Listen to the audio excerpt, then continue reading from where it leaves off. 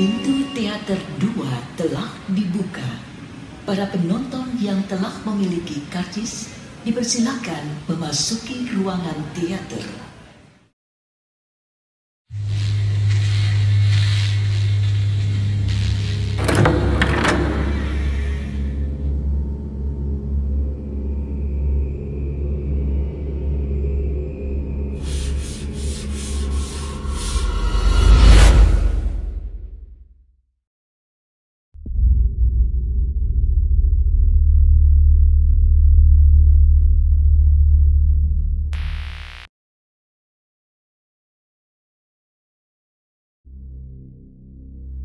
Aku segera berlari ke ruangan rekaman, mencari tasku dan segera membawa kembali ke ruangan dapur. Terlihat Ranto dan Nizar kewalahan menahan Didi.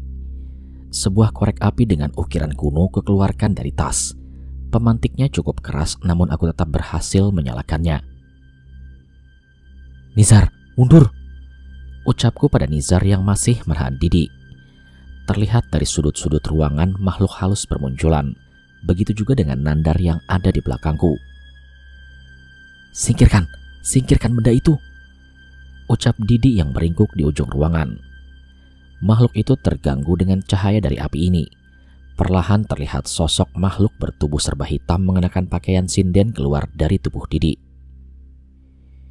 "Ini peringatan, atau kalian juga akan mati," ucap makhluk itu pergi menjauh dari ruangan yang diselimuti dengan cahaya korek ini. Suasana mulai tenang disusul dengan listrik yang kini mulai menyala. Kami membopong Didi dan membawanya ke ruang tamu. "Dik, tolong ambilkan P3K," ucapku pada Dika. Itu si Didi kenapa ya?" tanya Dika sambil menyerahkan kotak obat. "Dia kesurupan. Kayaknya urusan yang kita lakuin ini benar-benar berbahaya," jawabku pada Dika. "Tapi kenapa Didi yang langganan kesurupan ya?" tanya Dika dengan polos. Kami menoleh ke arah Didi secara serentak seolah setuju dengan ucapan Dika. "Iya Dik, kok lu melulu yang kesurupan ya? Kenapa sih lu?" tanyaku pada Didi. "Aduh, mana gua tahu. Besok-besok gantian lu pada aja lah, gue ikhlas," jawabnya dengan wajah yang menahan sakit. "Dih, ogah amat, amit-amit," jawab Ranto sambil mengikatkan perban di tangan Dika. "Besok gue mau coba nyamperin lokasi yang dikasih Dika tadi. Siapa tahu bisa ada petunjuk," ucapku. "Gue ikut, pokoknya gue bantu sampai selesai," ucap Nizar. "Iya, kita ikut semua," sambung Didi. "Lu udah babak belur kayak gini, mendingan standby aja di sini sama Dika, biar gua, Nizar sama Ranto yang kesana," ucapku melarang Didi. Keesokan harinya kami berkumpul kembali di studio. Dika dan Didi bertugas memantau informasi dari telepon dan medsos, dan sisanya berangkat menuju suatu desa di selatan Pulau Jawa. Perjalanan menuju tempat tersebut tidak terlalu lama, hanya saja saat mendekati lokasi medan semakin berat. Jalanan tidak ditutup dengan aspal sepenuhnya. Sepanjang jalan dihiasi dengan hutan-hutan jati yang tersusun rapi. "Ini bro, lokasinya," ucap Nizar kepadaku. "Yakin? Udah benar sesuai di peta?" Aku memastikan sekali lagi. "Benar, tinggal lu cari perempuan yang nelpon kemarin. Siapa namanya?" "Ismi," lanjut Nizar. Segera aku turun dari mobil dan menanyakan mengenai perempuan bernama Ismi kepada warga yang lewat. Ia menunjuk pada sebuah rumah kayu di sudut desa. "Di sana rumahnya, katanya mobil masih bisa masuk," ucapku pada Nizar. Kami melanjutkan perjalanan dan berhenti pada sebuah rumah kayu dengan lahan yang cukup luas. Terlihat seorang wanita yang masih muda sedang menjemur pakaian di halaman rumah itu. "Permisi Mbak, benar ini rumahnya Mbak Ismi?" tanyaku sesopan mungkin. "Iya, saya sendiri, saya Ismi. Ada yang bisa saya bantu?" jawab wanita itu dengan sopan. "Kami dari Radio Tengah Malam Mbak. Benar kemarin Mbak Ismi yang nelpon kami?" tanyaku sekali lagi. "Oh, Mas Ardian ya? Masuk dulu Mas, maaf rumahnya berantakan," ucap Ismi yang mempersilahkan kami masuk. Sebuah rumah tua, namun tidak kumuh. Rumah yang terawat dengan baik. Hawa sejuk tetap terasa walau di tengah panasnya udara siang hari. Secangkir teh hangat disajikan kepada kami. Tak terlihat orang lain selain Ismi di rumah ini. Mbak Ismi, terima kasih kami sudah disambut. Maaf ya agak lancang, tapi mungkin Mbak Ismi bisa menceritakan yang Mbak Ismi tahu mengenai gending alas mayit maupun tabuh watu ringin. Nizar mencoba membuka perbincangan. Masnya istirahat dulu saja, diminum tehnya. Yang cerita nanti bukan saya, tunggu sebentar ya, ucap Ismi dengan sopan dan meninggalkan kami. Kami menurut dan menikmati secangkir teh yang disediakan oleh Ismi. Tak lama terlihat seorang kakek tua berjalan menghampiri kami.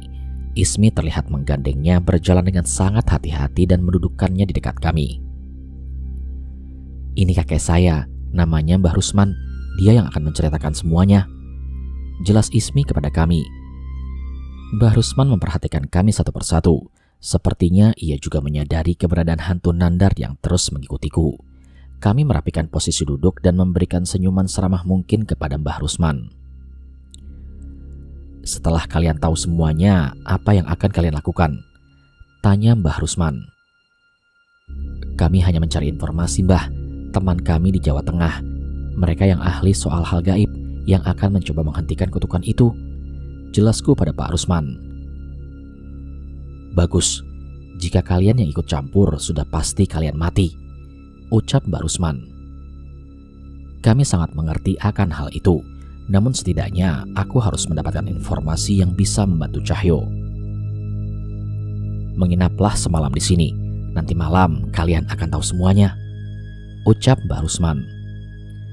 Kami saling menoleh dan sepakat menyetujui ucapan Mbak Rusman. Cara mereka menyambut kami terasa sangat tulus sehingga kami tidak sedikit pun merasa curiga kepada mereka.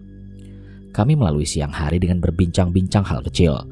Ismi pun menyediakan keperluan kami mulai dari makanan dan air untuk mandi. Semuanya berjalan normal hingga akhirnya malam pun tiba. Kami menyelesaikan makan malam kami. Bohlam yang redup di ruangan ini cukup menyulitkan penglihatanku. Aku membereskan piring sisa makanan malam tadi dan mengumpulkannya di pawon belakang rumah. Sebelum sempat kembali ke pintu depan, pintu belakang rumah terbanting dengan sangat keras. Sebuah bayangan hitam mencoba masuk ke dapur melalui pintu belakang. Semakin lama semakin mendekat. Aku mengawasi dengan sangat hati-hati. Lampu pawon mulai menerangi bayangan yang mendekat itu. Ternyata itu adalah Mbak Rusman. Sayup-sayup suara gamelan terdengar, persis seperti yang di studio kemarin. Mata Mbak Rusman terbelalak dengan mengerikan ke arahku dan mulai menggerakkan tubuhnya dengan perlahan. Ismi, Nizar, Ranto. Aku memanggil orang di rumah untuk membantuku. Mereka segera datang menghampiriku. Namun Mbah Rusman keluar menuju halaman dan menari dengan sangat lincah. Kami mengejar Mbah Rusman. Cahaya bulan purnama menyinari pekarangan. Mbah Rusman menari dan terus menari. Ismi masuk ke dalam rumah dan keluar membawa sebuah gong kecil di tangannya dan sebuah pemukul. Ismi, itu Mbah Rusman kenapa? Tanya Nizar. Ini yang kalian ingin tahu, kutukan gending alas mayit. Mbah Rusman dulunya berasal dari desa Windu Alit. Sebenarnya kutukan ini sudah sirna. Namun entah beberapa bulan yang lalu, tiba-tiba saat bulan purnama, Mbah menjadi seperti ini. Cerita Ismi kepada kami. Mbah Rusman menari dengan mengerikan. Ia mencoba memutar kepalanya hingga hampir patah. Namun sebelum itu terjadi, Ismi memukul gong kecil yang menggantung di tangannya. Suara mendengung panjang terdengar dari benda itu. Mbah Rusman terlihat menghentikan tariannya, namun ia mencoba bangkit untuk menari lagi. Sebelum itu terjadi, Ismi kembali memukul gong itu sehingga gerakan Mbah Rusman bisa tertahan. Hal itu terjadi berulang kali hingga Mbah Rusman tak sadarkan diri. Kami menggendong tubuh Mbah Rusman ke dalam rumah. Ismi menyiapkan segelas minuman rempah-rempah untuk diberikan kepada Mbah Rusman dan segera menghampiri kami. Dulu sewaktu muda, Mbah Rusman hidup di desa Windu Alit. Saat desa itu terkena kutukan, Mbah Rusman adalah salah satu warga yang membantu menghentikan kutukan itu. Tapi karena tidak ingin mengambil resiko, Mbah Rusman memilih untuk meninggalkan desa. Cerita Ismi. Terlalu mengerikan. Sesuatu yang dihadapi oleh Cahyo dan Pak Le kali ini benar-benar sangat mengerikan. Ismi, bantu Mbah, ucap Mbah Rusman mencoba menghampiri kami dengan tubuhnya yang lemah. Serentak kami berdiri membantu memegangi Mbah Rusman dan mendudukkannya di posisi yang nyaman. "Ismi, serahkan gong dan pemukulnya ke mereka," perintah Mbah Rusman. Kami saling menoleh. Ismi terlihat tidak setuju. "Tapi Mbah, nanti kalau Mbah kumat lagi gimana?" ucap Ismi. "Sudah, serahkan saja. Mbah juga gak tahu bisa hidup sampai kapan. Mereka lebih butuh itu," ucap Mbah Rusman dengan suara yang lemah. Pemukul itu adalah tabuh waturingin. Ujungnya dibuat menggunakan kayu pohon beringin yang sudah menjadi batu dan gong itu hanya gong biasa, cerita Mbah Rusman. Kami memperhatikan benda yang diserahkan kepada kami. Kami berpikir keras, seandainya ini kami bawa, apa Mbah Rusman bisa melewatkan purnama berikutnya? "Enggak Mbah, kita nggak bisa bawa benda ini.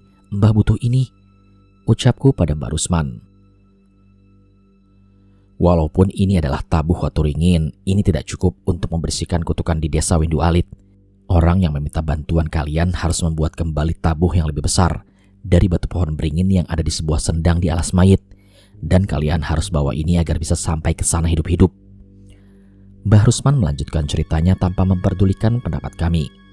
Ismi terlihat sedih. Ia mengerti maksud Mbah Rusman namun belum siap apabila harus kehilangan kakeknya itu. Aku mengambil telepon genggamku mencoba menghubungi Cahyo dan menceritakan mengenai kejadian malam ini kepadanya. Awalnya Cahyo sependapat dengan kami, namun tiba-tiba telepon disambungkan kepada seorang wanita. "Mbah Rusman?" ucap wanita dari telepon Cahyo. Mbah Rusman hanya mendengarkan saja suara itu dari telepon. "Mbah, kulo Sekar, anak Pak Sardi," ucap wanita itu sekali lagi. Sardi sudah punya anak," ucap Mbah Rusman dengan sedikit senyum muncul di wajahnya. "Iya Mbah, Bapak sering cerita kalau Bapak belajar ngaji dari Mbah Rusman, sesepuh yang pernah menyelamatkan desa Windu Alit," cerita Sekar. "Piye kabar Sardi nak Sekar? Masih rajin ngaji?" ucap Mbah Rusman dengan semangat walau tubuhnya yang lemah. "Masih Mbah, Bapak rajin banget. Sekarang Bapak masih di desa mencoba bantu sebisanya di sana," jawab Sekar. Mata Mbah Rusman berkaca-kaca. Ia terlihat sedang mencoba mengingat tentang masa lalunya. "Nah Ardian, nah Cahyo, kamu harus bawa benda ini. Kamu harus selamatkan desa Windu Alit. Selamatkan Sekar dan semua orang yang ada di sana," Mbah Rusman berkata dengan paksaan. Sepertinya aku mengerti yang diinginkan oleh Mbah Rusman. Setidaknya mungkin ia bisa menyelamatkan desa asalnya yang ia sayangi, walau harus mengorbankan sisa umurnya. "Baik Mbah Rusman, amanah Mbah saya terima. Benda ini akan saya antarkan ke Cahyo dan Sekar," ucapku pada Mbah Rusman. "Berarti kalau gitu umur Mbah Rusman cuma tinggal 1 purnama lagi," Ranto memastikan kepadaku. "Enggak, hanya Tuhan yang berhak menentukan umur manusia, bukan dedemit itu," jawab Mbah Rusman. Aku mengambil tasku, memasukkan gong dan tabuh waturingin ke dalam tas. "Ismi, Mbah Rusman, setidaknya tolong terima pemberian saya ini." Sebuah korek api dengan motif kuno pemberian Pak Le dulu kuserahkan kepada mereka. "Ada kekuatan pada korek api ini, kamu yakin?" ucap Mbah Rusman. "Saat purnama datang lagi dan Mbah mulai seperti tadi, coba kamu nyalakan ini. Benda ini sudah menyelamatkanku berkali-kali. Semoga bisa menolong kalian juga," ucapku pada mereka. "Ardian, kamu yakin?" tanya Nizar sambil berbisik. Nizar tahu betul bagaimana benda itu menyelamatkannya di pabrik gula. "Iya, aku yakin. Pak Le pun pasti juga tidak keberatan." Ismi menerima korek api pusaka pemberian Pak Le. Kami menutup perbincangan kami dan beristirahat. Paginya kami izin pamit ke Mbah Rusman dan Ismi. Kami berjanji suatu saat akan mampir kembali kemari, setidaknya sebelum purnama berikutnya. Namun sebelumnya kami harus mengantarkan benda ini kepada Cahyo dan Pak Le. Semoga saja ini benar-benar bisa berguna untuk mereka. Sekumpulan orang datang menghampiri Cahyo dan Pak Le. Sepertinya mereka dari kota yang cukup jauh. "Pak Le, Cahyo, aduh sudah lama sekali ya. Dulu kamu masih sekecil ini loh Cahyo," ucap seorang pria yang datang menghampiri rumah Pak Le. Mereka berbincang-bincang panjang lebar seolah sedang bernostalgia akan sesuatu. Aku hanya duduk termenung di ujung ruangan. Cerita Sekar mengenai Lasmini sungguh membuat aku sangat terpuruk. Tidak mungkin seorang Lasmini yang baik dan ramah bisa mati di tangan anak buah seorang bernama Aswangga itu. "Danan, sini lo, tak kenalin sama mas-masku," panggil Cahyo dari ruang tamu. Aku menghampiri mereka sambil berusaha menyembunyikan wajah murungku. "Saya Danan mas, majikannya Cahyo," ucapku sambil menjabat tangan teman-teman Cahyo. Cahyo segera menoleh dan melemparkan sarungnya ke arahku. "Enak aja, majikan mbahmu. Emangnya aku mbok gaji piro?" jawab Cahyo yang mengerti maksud candaanku. "Wah, Mas Danan bisa aja. Saya Ardian, ini Nizar dan Ranto," ucap mereka memperkenalkan diri. Pak Le mendekat sambil membawakan minuman yang telah disiapkan Bu Le dari dapur. "Ini diminum dulu. Terima kasih loh sudah jauh-jauh mau mampir ke sini," ucap Pak Le menyambut Mas Ardian dan teman-temannya. Perbincangan-perbincangan ringan terbentuk di antara kami. Hampir sebagian besar merupakan cerita tentang bagaimana Pak Le dan Cahyo waktu masih kecil sempat menyelamatkan mereka dari bahaya pabrik gula. "Cahyo, Pak Le, kami sudah mencoba mencarikan informasi semampu kami dan berujung kepada seseorang yang bernama Mbah Rusman," ucap Mas Ardian. "Katanya dulu dia warga desa Windu Alit yang bertahan dari kutukan yang sedang kalian hadapi itu."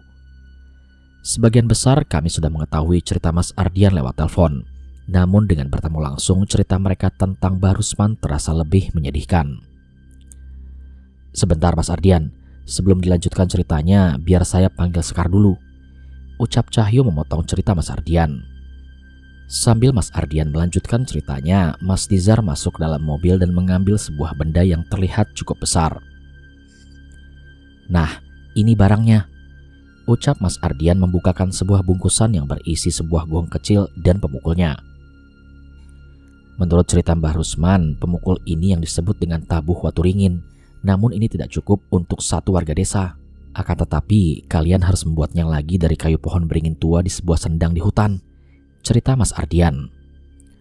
Pak Le terlihat fokus pada benda itu dan memperhatikan energi yang keluar darinya. "Sendang Banyu Ireng. Saya pernah ke sana Pak Le," ucapku pada Pak Le. Aku mengingat sebuah tempat yang digenangi air berwarna hitam di dalam alas mayit. "Ya sudah Mas Ardian, benda ini kami terima ya. Terima kasih banyak," ucap Pak Le kepada Mas Ardian. Terlihat Pak Le sengaja memotong ceritaku agar mereka tidak terlalu terjun ke dalam permasalahan mengerikan ini. "Iya Mbah, kami sangat senang bisa membantu," ucap Mas Ranto menggantikan Ardian yang sedang berpikir. "Pak Le, Mas Danan, Cahyo, kami tahu ini tidak mudah, tapi kalau bisa selesaikan ini sebelum purnama berikutnya, sebelum kutukan itu menyerang Mbah Rusman lagi," pinta Mas Ardian dengan wajah yang serius. Kami mengerti maksud Mas Ardian dan berjanji menyelesaikan ini secepat mungkin. "Oh iya Pak Le, mohon maaf, korek pemberian Pak Le saya serahkan kepada Mbah Rusman dan cucunya. Saya pikir mungkin itu bisa membantu mereka," ucap Mas Ardian lagi. "Yang kamu lakukan sudah benar. Korek itu sudah seharusnya berada di tangan mereka yang membutuhkan," balas Pak Le sambil menepuk pundak Mas Ardian. Setelah perbincangan serius itu, kami pun berpisah. Cahyo mengajak teman-temannya itu untuk melihat pabrik gula tempat kerjanya yang sudah direnovasi, dan sore harinya mereka sudah berpamitan pergi. "Gak nyangka kamu punya teman-teman sehebat itu," ucapku pada Cahyo. "Iya dong, tapi sayangnya temanku yang paling hebat lagi galau gara-gara kehilangan perempuan," Cahyo menyindirku, namun aku tahu maksud baiknya untuk menyemangatiku. "Panjul, Danan, Sekar, kita kumpul di pendopo," ucap Pak Le sambil berjalan ke halaman belakang. Kami menyusul Pak Le ke pendopo dan duduk lesehan di sekanannya. Suara pohon yang ditiup dengan hembusan angin malam memecah keheningan di halaman belakang rumah. Pak Le sudah mampir ke desa Windu Alit. Pak Le berbicara dengan wajah yang serius. Kami saling menatap. Sudah jelas Pak Le tidak pernah meninggalkan desa ini. Tapi kenapa Pak Le bisa berkata seperti itu? "Pak Le ke sana dalam rangka sukma. Warga di sana masih selamat. Namun banyak yang terbaring tak berdaya seolah kehilangan rohnya. Di sana ada seseorang yang mungkin itu adalah ayahnya Sekar. Ia terlihat sibuk menjaga tubuh korban-korban itu siang dan malam. Cerita Pak Le sambil menoleh kepada Sekar. Sekar terlihat menghela nafas, seolah lega mendengar kabar mengenai ayahnya. Danan, walaupun kemarin Eyang Widarpa terlihat acuh, ternyata saat ini ia sedang berkeliling alas mayat mencari sesuatu. Temui dia sebelum kamu masuk ke dalam hutan itu, perintah Pak Le. Baik Pak Le, aku mengerti maksud Pak Le. Eyang Widarpa memang sama sekali tidak bisa ditebak. Oh iya, satu lagi, ini peninggalan Nyai Suratmi, tolong berikan pada Eyang nanti. Pak Le menyerahkan sebuah kalung kuningan seperti yang biasa dipakai di prajurit-prajurit zaman dulu. Aku segera mengambil dan menyimpannya. Sebenarnya aku penasaran, apa reaksi Eyang Widarpa saat menerima ini.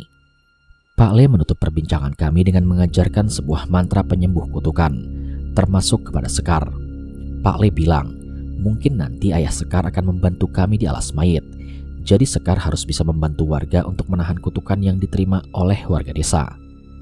Malam ini kami beristirahat dengan cukup. Paginya Bu Le memberikan bekal kepada kami untuk persediaan selama perjalanan ke desa Windu Alit. Pak Le tidak ikut. Ia masih bertugas menjaga pabrik gula yang ia kelola. Namun Pak Le bilang bahwa ia sudah meninggalkan sesuatu untuk membantu kami di sana. Kami berganti angkutan beberapa kali sampai akhirnya kami turun di sebuah persimpangan yang terdapat jalan setapak menuju hutan. Dari sini masih berapa lama? Tanya Cahyo pada Sekar. Kalau jalannya cepat mungkin bisa 2 atau 3 jam, jawab Sekar. Ya sudah, kalau Sekar capek bilang ya, nanti Mas gendong. Goda Cahyo dengan memasang wajah genit yang kususul dengan pukulan di kepalanya. Ingat, kita mau nolong orang, jangan sampai ilmumu gak bisa dipakai gara-gara kualat. Aku memperingatkan Cahyo. Iya ngerti, maksudnya biar gak terlalu tegang gitu, jawab Cahyo. Aku tahu benar, Cahyo memang tidak mungkin berbuat aneh-aneh. Dari tadi ia memang terus memperhatikan Sekar yang terlihat cemas selama perjalanan. Kami melalui hutan-hutan yang rindang. Sesekali kami beristirahat di pinggir sungai untuk sekedar menarik nafas dan mencuci muka sampai akhirnya kami sampai di desa Sekar tepat sebelum malam. Aku sedikit bernostalgia dengan desa ini. Sudah ada kemajuan saat aku tersesat di sini.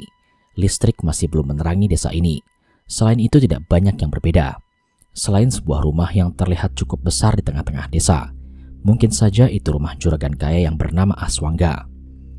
Beberapa orang terlihat berkumpul di balai desa. Sekar segera berlari menuju ke sana. Bapak, Sekar pulang, teriak Sekar yang bergegas menemui ayahnya di tempat itu. Sekar, ucap ayah Sekar yang segera memeluknya dan sepertinya ia juga sadar dengan keberadaanku. Aku dan Cahyo segera menyusul untuk menemui ayahnya Sekar itu. Mas Danan, kamu benar Mas Danan kan? Ucap Pak Sardi dengan senyum di wajahnya. Iya Pak Sardi, ini saya dan ini teman saya yang namanya Cahyo, ucapku sambil memperkenalkan Cahyo. Sekar menceritakan tentang bagaimana dia diselamatkan oleh Cahyo dan dipertemukan denganku, termasuk mengenai Mbah Rusman. Oh, ada tamu dari jauh, ucap seorang pria paruh baya datang menghampiri kami. Pak Kades, lama sekali gak ketemu, ucapku menyambutnya. Pak Kades dan Pak Sardi menceritakan panjang lebar mengenai apa yang terjadi di tempat ini dan bagaimana bisa banyak warga terbaring tak berdaya di tempat ini. Mas Danan, Mas Cahyo, ayo mampir ke rumah dulu. Nanti tidur di rumah saya saja. Ada kamar kosong di sana, ucap Pak Sardi. Wah, Pak, gak usah repot-repot. Nanti saya tidur di rumah singgah aja. Mau nostalgia, balasku pada Pak Sardi. Pak Sardi, istirahat dulu. Warga yang terkena kutukan biar kami yang mengobati, ucap Cahyo kepada Pak Sardi. Ternyata dari tadi Cahyo memperhatikan kondisi Pak Sardi yang sudah terlihat sangat kelelahan. Rasa capek kami selama perjalanan sama sekali tak ada apa-apanya dibanding yang Pak Sardi rasakan. Bener nih, kalian habis perjalanan jauh loh, pasti capek kan? Pak Sardi memastikan kepada kami. Bener Pak, Sekar, coba tolong antarkan Bapak ke rumah ya. Suruh istirahat, biar kami ditemani sama Pak Kades, perintahku kepada Sekar. Sekar mengangguk dan mengerti maksud kami. Memang wajah kami terlihat serius setelah memasuki desa ini. Tak ada lagi candaan keluar dari mulut Cahyo. "Pak Kades, saya mohon izin memeriksa warga desa," ucap Cahyo sambil mempersiapkan peralatan dari ranselnya. "Monggo Mas, tapi jangan memaksakan diri ya," jawab Pak Kades yang disusul dengan beberapa makanan ringan dan teh hangat yang diantar oleh warga desa. Kami memeriksa seluruh warga desa yang terbaring di sini. Jelas terlihat, roh mereka tidak berada pada tubuhnya. Namun sebuah kekuatan besar menjaga mereka agar tidak ada entitas lain yang masuk ke tubuh mereka. Mungkin itu adalah perbuatan Pak Sardi. Kami hanya membacakan mantra pelindung untuk menahan serangan-serangan yang mungkin datang ke tempat ini. "Danan, kita harus beresin ini semua. Ini keterlaluan," ucap Cahyo kepadaku. "Sabar, jangan gegabah. Malam ini kita persiapkan dulu. Malam ini bukan malam bulan purnama. Seharusnya aman." Aku mencoba menahan emosi Cahyo. Setelah selesai memeriksa warga, kami berpamitan ke rumah singgah yang terletak tak jauh dari balai desa. Setelah membereskan semua peralatan, kami melakukan persiapan untuk besok malam. "Cahyo, tak cek dulu, Pak Le ninggalin apa di sini?" ucapku pada Cahyo sambil memasang posisi meditasi. "Ya udah, sana, aku jagain," balas Cahyo. Aku memisahkan Sukma dari Raga. Sebuah aura kelam terlihat mengelilingi hampir seluruh sudut desa ini. Dan benar, sumbernya dari alas mayit. Aku mencoba berkeliling desa dan mencari tahu lebih dalam mengenai aura kelam ini. Dari perbatasan desa dan alas mayit terlihat nyala api berwarna putih yang menambah besar secara perlahan. Geni Baraloka, salah satu ilmu terbaik milik Pak D. Dengan api ini, kami bisa menenangkan roh-roh penasaran yang belum tenang tanpa harus bertempur. Tapi aku ragu besar api ini akan cukup besar untuk melawan seisi penghuni hutan ini. Belum sempat menemukan petunjuk yang berarti, perlahan terdengar suara mendengung dari dalam hutan. Itu adalah suara gong yang dipukul pelan dan disusul dengan suara gamelan. Persis seperti apa yang kudengar saat Sekar kesurupan. Tapi tunggu dulu, bukannya malam ini bukan purnama? Layaknya iring-iringan kerajaan, dari dalam hutan muncul kereta kencana bersama dengan sinden melakukan tarian-tarian gemulai. Bahaya semakin aku rasakan. Segera aku menarik Sukmaku ke dalam tubuh untuk memberitahu Cahyo dan Pak Sardi. "Cahyo, sepertinya kita harus bersiap. Suara gamelan muncul dari dalam hutan." Aku memberitahu Cahyo dengan apa yang aku lihat. "Tapi bukannya sekarang bukan bulan purnama?" bantah Cahyo. "Sepertinya mereka merasakan ancaman. Iring-iringan kereta demit itu juga mengarah ke sini. Pokoknya siap-siap," perintahku. Kami mengambil tabuh waturingin dan gong kecil yang kami bawa dan keluar dari rumah singgah. Suara gamelan sudah terdengar semakin jelas. Semua warga termasuk Pak Sardi juga serentak keluar dari kediamannya dan berkumpul ke balai desa. "Mas Danan, gimana ini? Jangan sampai ada korban lagi," ucap Pak Kades menghampiri kami. "Tenang Pak, tidak akan kami biarkan."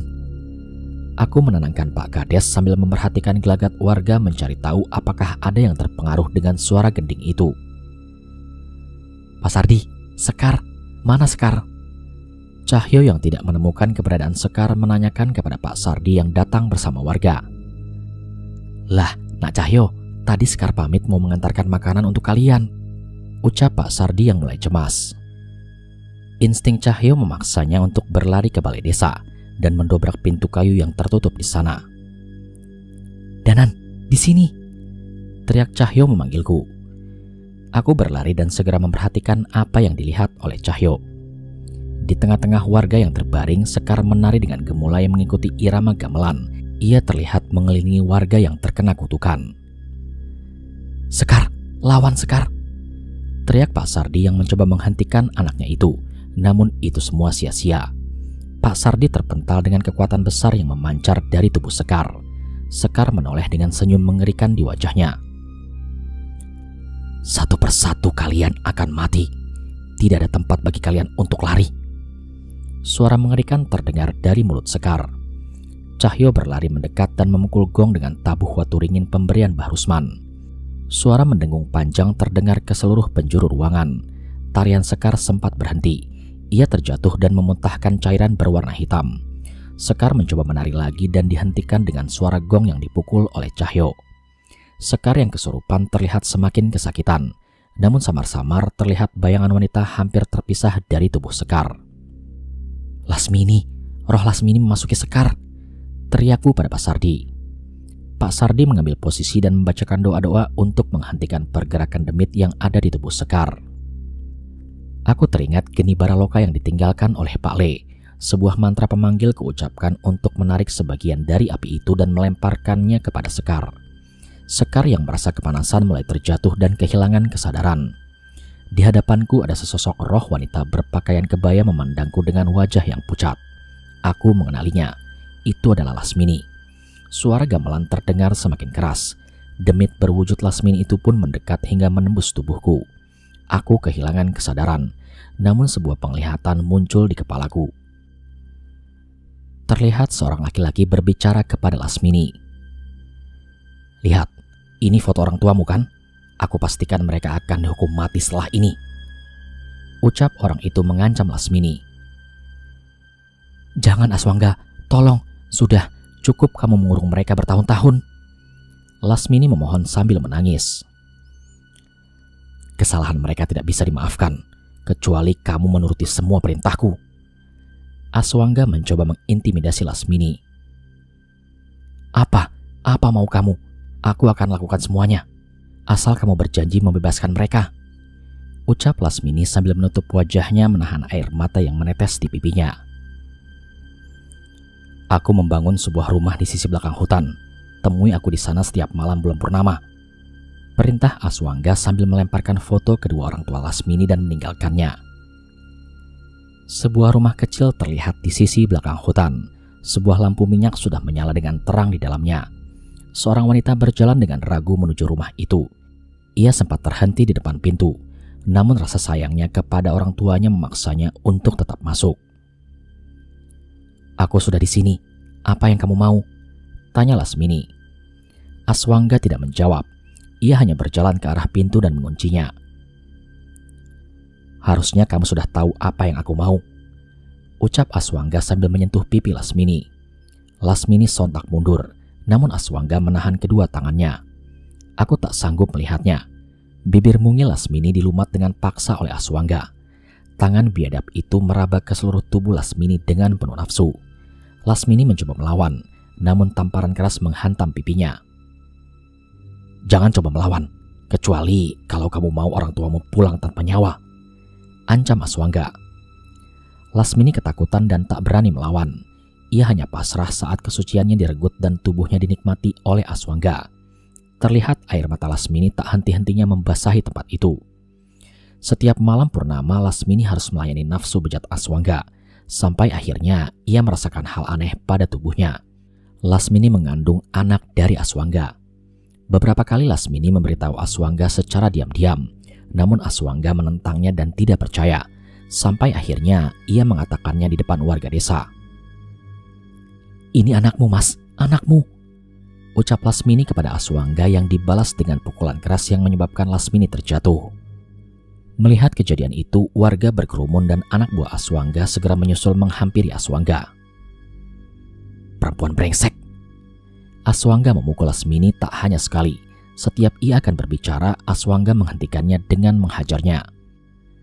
Tak ada satupun warga yang berani percaya dengan kata-kata Lasmini, termasuk istri Aswangga.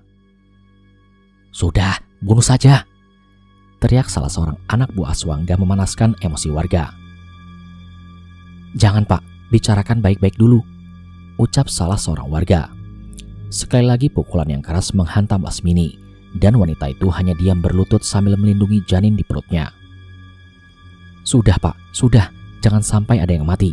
Kalau terpaksa, usir saja dia dari desa ini," ucap kepala desa yang merasa takut dengan pengaruh Aswangga dan anak buahnya yang terlihat bengis.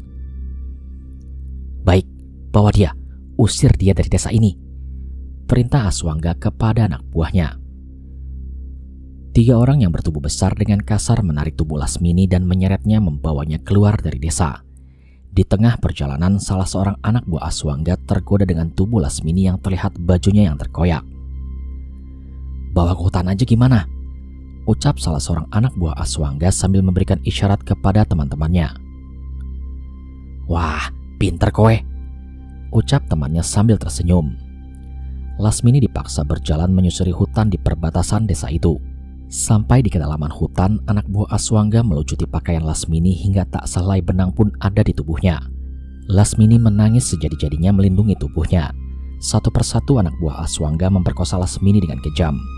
Pukulan demi pukulan menghantam tubuh Lasmini hanya untuk memuaskan nafsu anak buah Aswangga yang biadab itu. Emang dasar perempuan goblok, orang tuamu itu sudah mati, ucap salah satu anak buah Aswangga. Di tengah tangisnya Lasmini mencoba melawan. Gak mungkin, Aswangga sudah berjanji tidak akan membunuh mereka, teriak Lasmini. Bukan Aswangga yang membunuh mereka, tapi warga desa kesayanganmu itu yang membuat kedua orang tuamu mati, lanjut anak buah Aswangga sambil tertawa. Ibumu itu selingkuh dengan kepala desa, dan ayahmu menghamili bocah di bawah umur saat di kota. Ayahmu dihukum rajam oleh warga kepala desa dan melarikan diri ke hutan ini yang akhirnya gantung diri. Ibumu tidak berani menahan malu. Dia menenggelamkan diri di sungai. Aku tidak percaya akan semua cerita ini. Warga desa Windu Alit yang begitu ramah ternyata begitu kejam terhadap Lasmini dan kedua orang tuanya. Aku emosi. Jika ini benar, aku harus membuat perhitungan kepada Aswangga, Pak Kades, dan warga desa. Brengsek kalian, bajingan kalian para warga desa Windu Alit. Aku akan membalas semua ini, teriak Lasmini yang dibalas dengan jambakan anak buah Aswangga yang masih ingin melampiaskan nafsunya. Dendam, aku dendam, kalian harus mati, teriak Lasmini dengan wajah yang putus asa. Setelah puas menyiksa dan memperkosa tubuh Lasmini, anak buah Aswangga meninggalkan Lasmini tergeletak begitu saja. Hari semakin malam, tak ada satupun cahaya masuk ke dalam hutan itu.